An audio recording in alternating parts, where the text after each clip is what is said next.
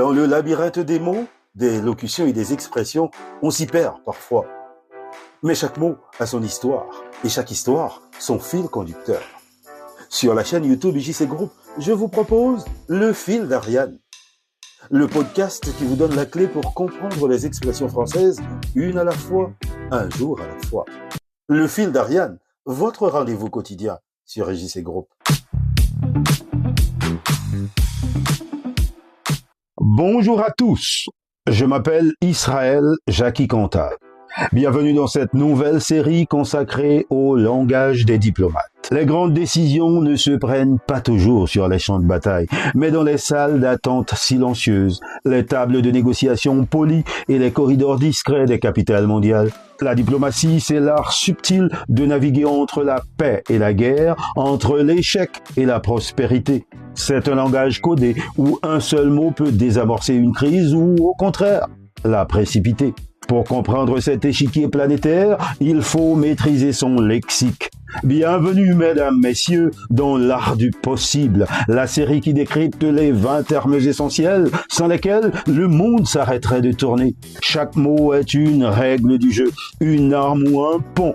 Voici, dans le fil d'Ariane, le langage des diplomates. Le fil d'Ariane, du lundi au vendredi sur la chaîne YouTube de IJC Group.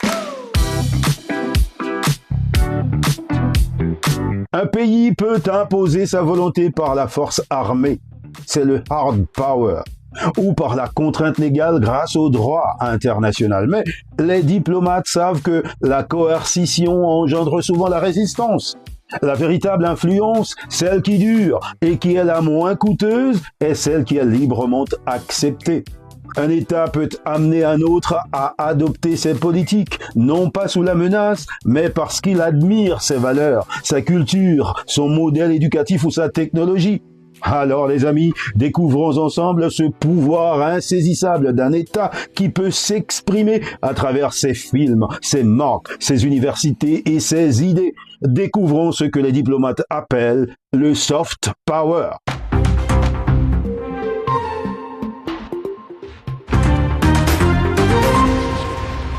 Le concept de soft power est une invention relativement récente dans le lexique diplomatique.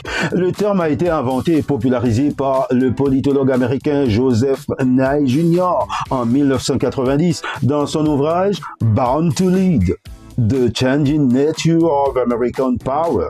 Nye cherchait à définir la capacité des États-Unis à maintenir leur leadership après la guerre froide, non seulement par leur puissance militaire, le hard power, mais aussi par leur attractivité culturelle et idéologique, le soft power.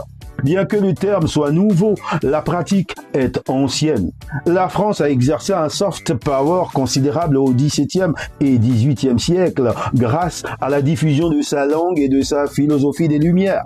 Plus tard, au XXe siècle, l'Union soviétique a tenté d'exercer un soft power idéologique, le communisme, tandis que les États-Unis l'ont exercé via Hollywood, le jazz et la promesse d'une vie libre, la culture de la consommation, bref, le rêve américain. Aujourd'hui, le soft power est une stratégie clé pour de nombreux États. La Corée du Sud utilise la K-pop et les séries télévisées Hallyu pour accroître son influence, tandis que la Chine investit massivement dans les instituts Confucius pour promouvoir sa culture et sa langue. Le fil d'Ariane, votre rendez-vous quotidien.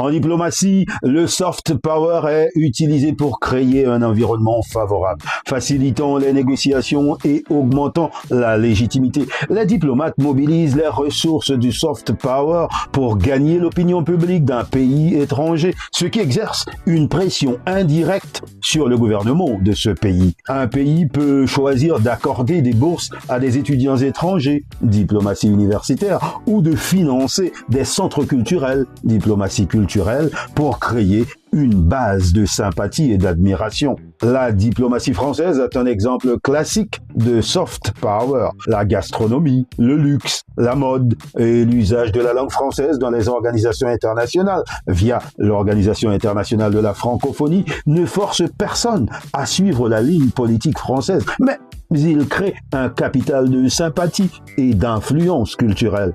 Cela facilite ensuite la négociation d'accords commerciaux ou le soutien de candidatures françaises au sein des institutions mondiales.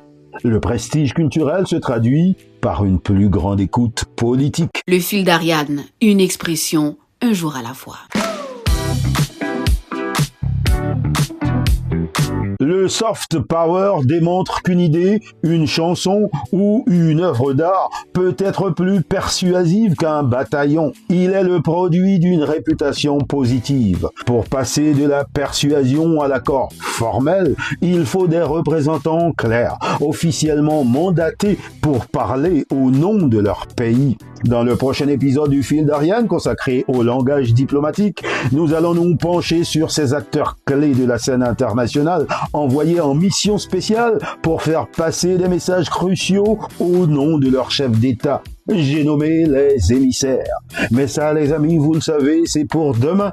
D'ici là, continuez de vous abonner à la chaîne YouTube IJC Group pour découvrir d'autres contenus.